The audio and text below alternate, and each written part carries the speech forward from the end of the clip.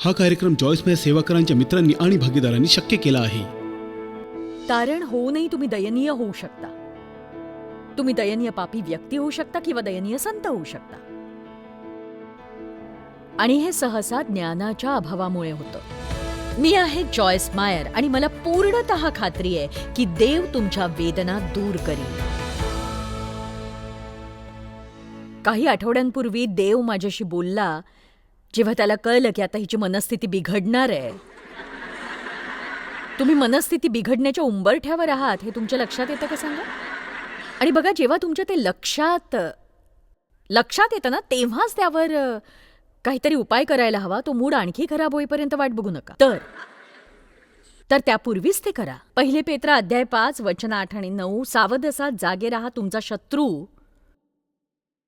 तुमचा शत्रू सैतान हा गर्जणाऱ्या सिंहासारखा कुणाला गिळावे हे शोधित फिरतो. त्याच्या विरुद्ध विश्वासात दृढ उभे राहा. कारण तुम्हास माहीत आहे की जगातील तुमच्या बंधुवर्गाला अशीच दुःखे भोगावी लागत आहेत. प्रत्येक जण या परिस्थितीतून जातोय. म्हणून जेव्हा आपण त्यातून जातो तेव्हा स्वतःबद्दल खेद वाटून घेऊ नका. बायबल सांगतं त्यानुसार आपण वागावं. स्वतःला देवाच्या स्वाधीन करा. सैतानाचा प्रतिकार करा म्हणजे तो पळून जाईल. आपला सैतानावर अधिकार आहे आणि आपण त्या अधिकाराचा वापर करायचा आहे. ती आपोआप होणारी गोष्ट नाहीये. आणि मग मला जाणवलं की देव माझ्याशी माझ्या वृत्तीबद्दल बोलत होता की मला हवं तर माझा दिवस नक्कीच वाईट जाऊ शकतो, पण जर माझी इच्छा असेल तर माझा दिवस चांगलाही जाईल. आणि बघा, संकट हे एक वचन आहे, पण दुर्दशा हा एक पर्याय. आपण संकटात असताना त्यातून कसे निभावून नेतो यावरूनच आध्यात्मिक परिपक्वता दिसून येत असते. आणि म्हणूनच किती जणांना आध्यात्मिक परिपक्व व्हायचंय सांगा? येशू ख्रिस्ताच्या प्रतिरूपात तुम्हाला रूपांतरित व्हायचंय ना नक्की? तेच आपलं ध्येय असायला हवं. ख्रिस्ती म्हणून आपण इथे सगळं काही सहजरित्या देवापासून घेण्यासाठी नाही आहोत. आपण त्याची सेवा करण्यासाठी इथे आहोत. आणि रोज मी तुम्हाला देवाला विचारण्यासाठी प्रोत्साहित करते की आज मी तुझ्यासाठी काय करू देवा. असं नाही की मला आनंदी ठेवण्यासाठी तू माझ्यासाठी हे कर देवा, तर आज मी तुझ्यासाठी काय करू ते मला सांग. जो वधस्तंभ आपल्याला व्हायचा आहे तो घेऊन त्याचं अनुसरण करा. मार्क 8 प्रमाणे तो निस्वार्थ जीवन जगण्यासाठी आहे. याचा अर्थ असा की आपल्याला नेहमी आपलाच विचार नाही करायचा, तर स्वतःला देवाच्या उपयोगासाठी उपलब्ध करून द्यायचंय. आपल्याला काय वाटतं की आपल्याला हवं ते मिळालं की आपण आनंदी होऊ, पण एक सांगू का तुम्हाला, असं नसतं. घेण्यापेक्षा देण्यात जास्त आनंद असतो. देण्याने फार मोठं समाधान मिळत असतं. हवं ते मिळाल्यानंतर क्षणिक आनंद होतो, पण तो आनंद टिकवण्यासाठी परत काहीतरी हवं असतं. मग तुमच्या गरजा आणखी वाढत जातात, आणखी वाढतात. आणि खरं तर अशा गोष्टीने कधीही समाधान मिळत नाही. बायबल म्हणतं लोकांची फसवणूक करण्याचा एक मार्ग म्हणजे श्रीमंत व्हावंसं वाटणं. असा विचार करणं की मला एक मोठं घर मिळालं तर, माझ्याकडे पुष्कळ पैसा असला तर, माझ्याकडे हे असलं तर, माझ्याकडे ते असलं तर. एक सांगू का की या भौतिक गोष्टी तुम्हाला आनंदी ठेवू शकत नाहीत. असं नाही की चांगल्या गोष्टी नसाव्यात, पण देवाची इच्छा आहे आपण त्याला प्रथम स्थान द्यावं. जर आपण त्याला प्राधान्य दिलं तर बायबल आपल्याला वचन देतं की या सगळ्या गोष्टी आपल्याला आपोआप मिळतील. परमेश्वराच्या ठायी तुला आनंद होईल आणि तो तुझे मनोरथ पूर्ण करेल. ते स्वतःसाठी मिळवण्याचा प्रयत्न करण्यापेक्षा चांगलं आहे. आणि म्हणून मला जेव्हा स्वतःबद्दल खेद वाटायला लागतो तेव्हा काय करायचंय ते मला माहीत असतं. आणि म्हणूनच बायबल आपल्याला सांगतं की कृतज्ञ राहा. तुमच्या जीवनात तुम्हाला वाटत असलेल्या आशीर्वादांसाठी देवाचे आभार मानत राहा. इथे असलेल्या प्रत्येक व्यक्तीला कुठल्याही प्रकारची समस्या असो, तुमच्या समस्यांपेक्षा अधिक तुमच्यावर आशीर्वाद आहेत. ऐकताय ना? तुमच्या समस्यांपेक्षा अधिक तुमच्यावर आशीर्वाद आहे. पण आपण जे करतो ती सैतानाची योजना असते की आपण आपले आशीर्वाद विसरावेत आणि आपल्या समस्यांवर लक्ष केंद्रित करावं. आणि म्हणूनच बायबल म्हणतं की आपण आपल्या विश्वासाचा उत्पादक व पूर्ण करणारा येशू याकडे पाहत असावे. आणि त्यामुळे सतत आपल्या समस्यांकडे पाहू नका, प्रार्थना करा आणि ते देवाच्या हातात सोपवा. आपली काळजी देवावर सोपवा आणि पुढे जाऊन इतरांसाठी आशीर्वाद बना. मी काय म्हटलं? पुढे जाऊन इतरांसाठी आशीर्वाद बना. बघा, मी तुम्हाला वैयक्तिकरित्या ओळखत नाही, पण मी जेव्हा तुम्हाला काही शिकवण देते तेव्हा आपल्या कॉन्फरन्समधल्या भेटीगाठींद्वारे मी ओळखते आणि मी विचार करते की खरंच दुसऱ्याचं आयुष्य चांगलं बनवण्याच्या उद्देशाने तुम्ही काहीतरी करताय का, तसे प्रयत्न करताय का, की फक्त लोकांकडे बघून तुम्ही म्हणता की तुम्ही माझ्यासाठी काय करू शकता? तुम्हाला काय वाटतं? लग्न संस्थेचं सध्या तेच झालंय. 50% ख्रिस्ती घटस्फोट घेतायत, कारण फक्त जगच नाही तर ख्रिस्ती सुद्धा. आणि एक सांगू, मी सांगेन ते कदाचित तुम्हाला पटणार नाही, पण बायबल घटस्फोटासाठी फक्त एक वैध कारण देत आहे. अर्थातच देव कुणाशी गैरवर्तन होताना पाहू इच्छित नाही, किंवा एक सांगू, काही वेळा अशा समस्यांपासून तुम्ही दूर जाऊ शकत नाही, पण तुम्ही यासाठी कुणाला तरी घटस्फोट नाही देऊ शकत, कारण त्यांच्यासोबत राहणं कठीण आहे. बघा, आपण विसंगत असतो आणि खरं सांगू का, कोण सुसंगत आहे सांगा? कोणतंही जोडपं सुसंगत नसतं जोवर ते जुळवून घेण्यास तयार असतात. पण काय होतं, आपण असा विचार करून लग्न करतो की ठीक आहे, तू मला खुश ठेवशील. आणि जेव्हा तसं घडत नाही ना, आपण अस्वस्थ होऊन त्यांना बदलण्याचा विचार करतो. आपलं लग्न झाल्या जर आपण असं म्हटलं की देवा, मला या व्यक्तीला खुश करायचंय जी तू मला दिली आहेस, आणि जर तुम्ही त्या व्यक्तीला खुश ठेवण्यावर आपलं लक्ष केंद्रित केलं तर काय होईल? तुम्हाला मी सांगते काय होईल. देव तुम्हाला आनंदी ठेवेल. बघा, जर आपण देवाच्या इच्छेप्रमाणे केलं तर तो आपल्या मनातल्या इच्छा पूर्ण करेल. मी हे सांगणार आहे आणि ते मी सांगत राहणार. आपण बऱ्याने वाईटाला जिंकूया. रोमकरास 12:21. आणि मी एक सांगते, माझ्या आयुष्यात इतका मोठा गोंधळ होता 1976 मध्ये जेव्हा देवाने मला स्पर्श केला. मी 9 वर्षांची असताना माझं तारण झालं. पण बघा, जर तुम्हाला काहीच माहीत नसेल तर तुमचं तारण झालं याने काही फरक पडत नाही. तुम्हाला जर वचन माहीत नसेल, तुम्ही वचनाप्रमाणे वागत नसाल तर काहीही बदलणार नाही. तुम्ही तारण होऊनही दयनीय स्थितीत असाल. तुम्ही एक दयनीय पापी व्यक्ती व्हाल, एक दयनीय संत व्हाल. आणि हे सहसा ज्ञानाच्या अभावाने होत असतं. आणि कोणताही विशिष्ट संप्रदाय निवडण्याचा प्रयत्न करू नका. मला एवढंच सांगायचंय की अशा बऱ्याच मंडळी आहेत ज्या लोकांना खूप छान आणि ठोस असं शिक्षण देतात, पण त्या कुणालाही हे शिकवत नाहीत की ते ख्रिस्तात कोण आहेत. तुम्ही ख्रिस्तात कोण आहात, त्याने तुमच्यासाठी काय केलंय, तुमच्यासाठी काय नेमलंय, येशूने मोल देऊन तुम्हाला कसं विकत घेतलंय हे जाणून घेणं गरजेचं आहे. तुम्ही त्याच्याबरोबर सहवारस आहात, त्यामुळे तुम्ही त्याला अपेक्षित जीवन जगणं अपेक्षित आहे. चोर येतो तो केवळ चोरी, घात व नाश करावयास. मी आलो ती तुम्हाला जीवनप्राप्ती व्हावी व ती विपुलपणे व्हावी म्हणून. रोज उठून फक्त श्वास घेऊ नका, तुमच्या जीवनाचा आनंद घ्यायला शिका. तुम्ही म्हणाल, मी या समस्येतनं मुक्त झालो ना, मग मी माझ्या जीवनाचा आनंद लुटेन. नाही. तुमच्या समस्यांमध्येच जीवनाचा आनंद कसा लुटायचा हे तुम्ही शिकायला हवं. मी पुन्हा एकदा हे सांगते, जर तुम्हाला आध्यात्मिकरित्या परिपक्व व्हायचंय, जे खरोखर अद्भुत आहे, कारण जेव्हा तुम्ही आध्यात्मिकदृष्ट्या परिपक्व होता तेव्हा तुम्हाला त्रास देऊन दुःखी करणाऱ्या सगळ्या गोष्टी तुम्हाला सतावत नाहीत. कारण तुम्ही देवावर पूर्णतः अवलंबून राहता, हे जाणून की तो काळजी घेईल आणि शेवटी सगळं काही ठीक होईल. आणि त्यामुळे तुम्ही त्याबद्दल चिंता करण्यात 3 महिने वाया घालवू नका. तुम्ही देवावर सगळा भार सोपवा, त्याच्यावर विश्वास ठेवा आणि इतरांसाठी आशीर्वादित व्हा.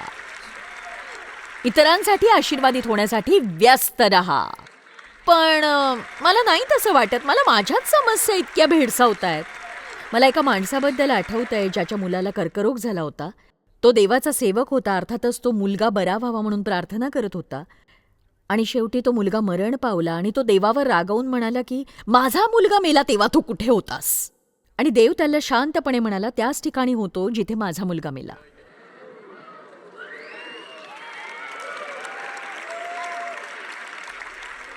आमीन. त्यामुळे आपण स्वतःबद्दल वाईट वाटून घ्यायची गरज नाही. सकारात्मक दृष्टिकोन हा चांगल्या जीवनाचा मुख्य घटक आहे. म्हणून आज आपण काही मनोवृत्ती समायोजनांबद्दल बोलणार आहोत. सगळ्यात आधी मला बोलायचंय ते सकारात्मक दृष्टिकोन बाळगण्याबद्दल. चला द ग्लॅड गेम कसा खेळायचा आहे बघूया. पोलियानाप्रमाणे द ग्लॅड गेम कसा खेळायचा ते शिका. काहीतरी काहीतरी शोधा. सैतानाला अस्वस्थ करण्यासाठी प्रत्येक गोष्टीत काहीतरी चांगलं चांगलं शोधा. आज इथे येताना आम्ही ज्या वाहनाने आलो ते वाहन 4 वेळा बंद पडलं. 4 वेळा बंद पडलं. आणि मी म्हटलं की मला चर्चला चालत जायचं नाहीये, मला तिथे घेऊन जा. आता बघा, देवाचे आभार, आम्ही इथे पोहोचलो. आता कार दुरुस्तीला गेली आहे. पण आमची कार बिघडली म्हणून नाराज होण्याऐवजी आम्ही इथे पोहोचलो यात मला आनंद आहे. आणि आता आमची कार दुरुस्त होते. एक सांगू, कदाचित तुम्हाला अल्ट्रासाऊंड किंवा MRI किंवा एक्सरे काढायचा असेल, काही शारीरिक थेरपी करायची असेल, तर तुम्ही त्याबद्दल देवाचे आभार माना. कारण तुम्ही ज्या ठिकाणी काम करताय ते चांगला इन्शुरन्स देतायत.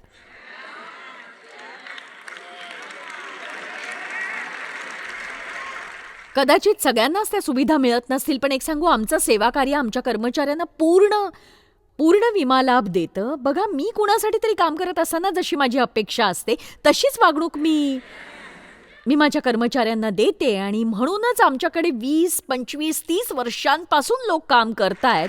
आणि बघा, काही लोक असं म्हणतील की मी त्या लोकांपैकी आहे की मी काहीच करू शकत नाही, माझ्यात नकारात्मकता अगदी ठासून भरली आहे. बघा, काल सभा संपल्यानंतर मी म्हटलं मला या जगात सगळ्यांना मुठीत ठेवायला आवडेल, पण मला वाटतं म्हणून तसं घडत नसतं. आणि तुम्हाला नकारात्मक वाटतंय म्हणून नकारात्मक होऊ नका, तर सकारात्मक दृष्टिकोन ठेवण्याची निवड तुम्ही निश्चितच करू शकता. ती करा. आणि मी तुम्हाला सांगेन, तुम्ही फक्त जर तुम्ही मी काय म्हणते ते ऐकलत आणि घरी जाऊन त्याचा सराव केला तर तुमचं इथे येणं हे सार्थक होईल. कारण तुम्ही नकारात्मकतेत आनंदी राहून तुमच्या जीवनाचा आनंद नाही घेऊ शकत. आपला दृष्टिकोन आपल्या विचारांशी जोडलेला आहे. तुमची वृत्ती हीच तुमच्या जीवनाप्रती असलेला तुमचा पवित्र आहे. मी माझ्या आयुष्याकडे कसं पाहतेय, माझ्या बाबतीत घडणाऱ्या गोष्टींकडे मी कसं पाहतेय. आणि एक सांगू, आपल्या समस्या दूर व्हाव्यात म्हणून आपल्यापैकी बहुतेक जण प्रार्थना करतात आणि तशीच मीही केली. बघा, आपण म्हणतो की मला यातून काढ म्हणजे मी आनंदी राहीन. आणि असा विचार करण्यात मीही अनेक वर्ष वाया घालवली. आणि शेवटी मला समजलं की देव माझ्या समस्या कधीच बदलणार नाहीये. काहीही असो, जगात ज्या घडामोडी होत आहेत त्या कदाचित आणखीन बिघडतील, पण देवाला मलाच बदलायचंय. चला, बरं आहे, निदान एक व्यक्ती तरी सहमत आहे. इथे कोणीही असा विचार करू शकेल, कदाचित नाही, पण कदाचित आपणच समस्या असू शकतो.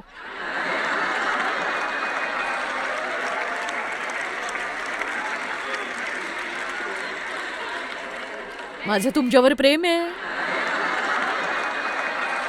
एक सांगू, मी डेव्हला बदलण्याचा प्रयत्न करत होते, कारण मला वाटायचं की डेव्हच चुकीचा आहे. आणि मी त्याच्या मागेच होते. म्हणजे आता या गोष्टीला 40 वर्ष झाली. मी म्हणायचे, प्रभू तुला डेव्हला बदलावं लागेल, मला आता हे सहन होत नाहीये, तुला डेव्हला बदलावं लागेल. आणि प्रभू म्हणाला, डेव्हमध्ये समस्या नाहीच आहे, पण तुझ्यात आहे. हो, बघा, जास्त खुश होऊ नका. तुम्हाला हवं असेल तर आणखीन एक डेव्हची स्टोरी आहे माझ्याकडे. आपली विचारसरणी, मन ही रणभूमी आहे. सैतान लबाड आहे. तो आपल्या मनात विचार रुजवतो या आशेने की आपण त्यात गुंतून त्या विचारांचं चिंतन मनन करत राहावं आणि नंतर त्याच गोष्टी आपण बोलत राहाव्यात. पण जर आपल्याला देवाचं वचन माहीत असेल, आणि एक सांगू की त्यासाठी मेहनतीची गरज आहे, ते फक्त तुमच्यावर असं प्रत्यारोपित होत नसतं. मला वचनाची बरीच माहिती आहे. मी अभ्यास करते वचनाचा 45 वर्षांपासून. 45 वर्ष आणि तुमचं झालं जबरदस्त वाटतं ते. पण बघा, तुमच्याकडे यापेक्षा उत्तम काही असू शकत नाही. एकतर गोंधळात राहा, नाहीतर दैनंदिन जीवनातून रोज वचनासाठी वेळ काढा आणि वचनातून काहीतरी शिकून तुम्ही आयुष्यात पुढे जा, प्रगती करा तुम्ही. आणि जर तुमच्याकडे कम्प्युटरवर दिवसातून 3 तास खेळण्यासाठी वेळ आहे, दिवसातून 2 तास टीव्ही पाहण्यासाठी वेळ आहे, तर तुमच्याकडे देवासोबत घालवण्यासाठी आणि वचनात राहण्यासाठी वेळ असणारच आहे.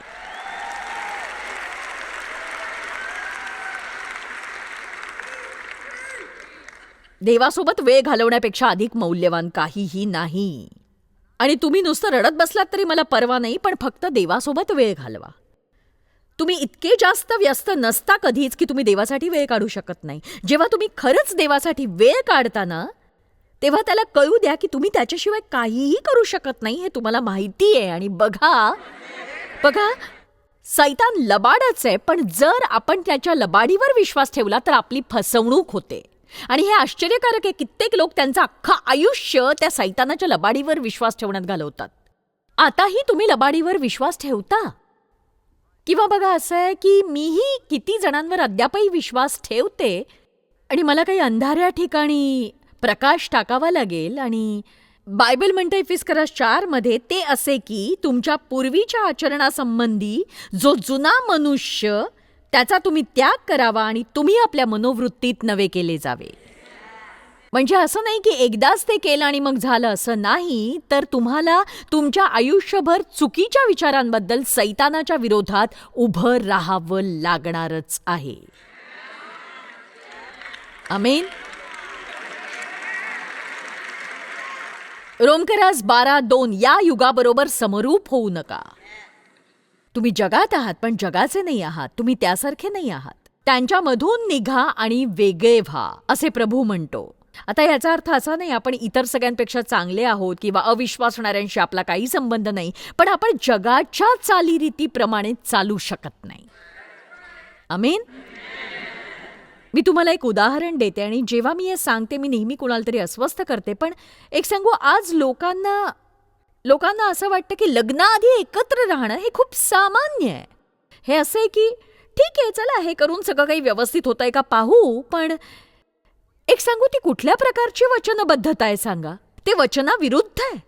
बघा, प्रत्येक जण हे करतो. हे कोण करता याची मला पर्वा नाही. आपल्याला ते जमता कामा नये. आपण अशा प्रकारे जगावं ही देवाची इच्छा नाही. आणि मला तुम्हाला दुखवायचं नाही. कदाचित आज इथे असे लोक असतील जे अशा स्थितीत जगत असतील. पण एक सांगू का? एक सांगते मी की जर कोणी तुमच्याशी खरोखर वचनबद्ध होत नसेल तर तुम्ही त्यापेक्षा चांगल्या व्यक्तीसाठी पात्र आहात. त्यापेक्षा चांगलं कुणीतरी आहे तुमच्यासाठी. देवाने तुमच्यासाठी त्यापेक्षा चांगली योजना आखली आहे. आलं का लक्षात? आमेन. देव आणि माझ्या लग्नाला 57 वर्ष झाली आहेत आणि आम्हाला 4 मुलं, 12 नातवंड, 6 पतवंड आहेत. आणि मला असं वाटतं की मी सतत फक्त चेक्सच लिहित असते. अहो,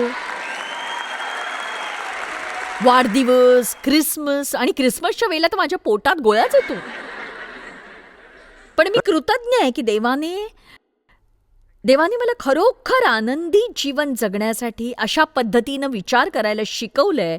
आणि बघा, तुम्ही वचनाचा जितका अभ्यास कराल तितक्या लवकर तुम्हाला चुकीचे विचार ओळखता येतील. आणि बघा, तुम्ही हे शिकण्यापूर्वी तुम्ही दिवसभर चुकीच्या विचारांमध्ये दिवस वाया घालवला असेल आणि तुम्हाला त्याची जाणीवही झाली नसेल. मलाही कल्पना नव्हती की मी माझ्या विचारांचं काहीतरी करू शकते. मला वाटायचं मी माझ्या विचारांचं काहीच करू शकत नाही. मी माझ्या विचारांचं काहीच करू शकत नाही. पण बघा, बायबल म्हणतं की तर्कवितर्क आणि देवविषयक ज्ञानाविरुद्ध उंच उभारलेले असे सर्व काही पाडून टाकून आम्ही प्रत्येक कल्पना अंकित करून तिला ख्रिस्तापुढे मान वाकविण्यास लावतो. आता मी तुम्हाला काहीतरी सांगते. काय होतं की सकाळी सकाळी तुम्ही उठता, हातात कॉफीचा कप असतो आणि अचानक तुम्हाला आदल्या दिवशी केलेल्या सगळ्या चुका आठवायला लागतात. त्याची जाणीव होते तुम्हाला. लक्षात येते का कुणाच्या? ठीक आहे, काल तुम्ही हे केलं, blah blah blah blah blah blah blah blah. ठीक आहे, जर तुम्हाला वचन माहीत असेल तुम्ही म्हणू शकता, हे बघा, देवाने मला त्या गोष्टींसाठी क्षमा केलीये, मला आता त्याची पर्वा नाहीये.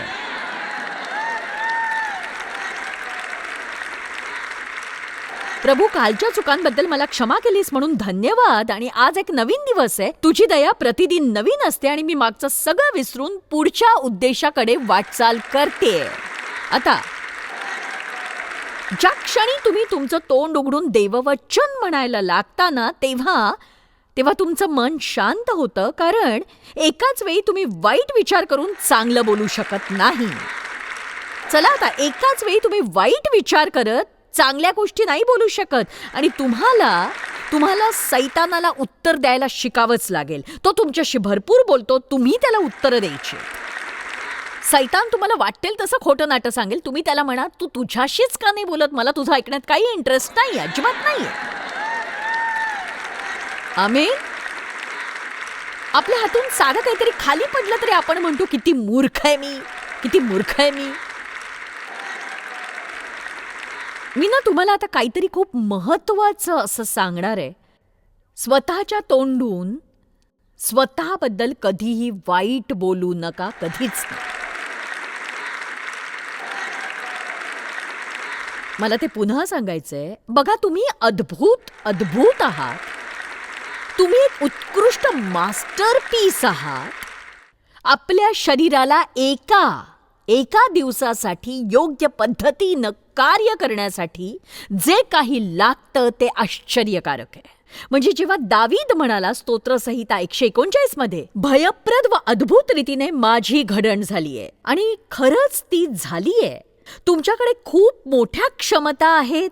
देवाने तुमच्या मेंदूत ठेवलेला एक छोटासा भाग तुम्ही फक्त वापरताय, आणि तरी तुम्ही तुमच्या आयुष्यात खूप महान गोष्टी करू शकताय. तुम्ही एक आशीर्वाद असू शकताय. तुम्ही इतरांच्या जीवनात बदल घडवू शकताय.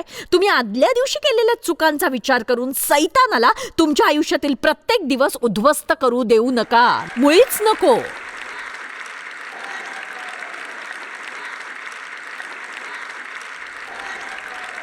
रोमकरास 12:2, देवाची उत्तम, ग्रहणीय व परिपूर्ण इच्छा काय आहे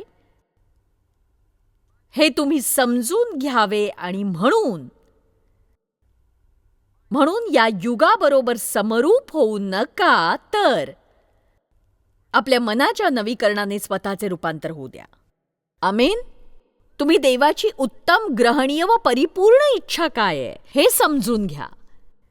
देवाची परिपूर्ण इच्छा काय आहे हे समजून घ्या. देवाच्या इच्छेप्रमाणे कसा विचार करायचा हे शिकलात तर आयुष्य सार्थकी लागेल.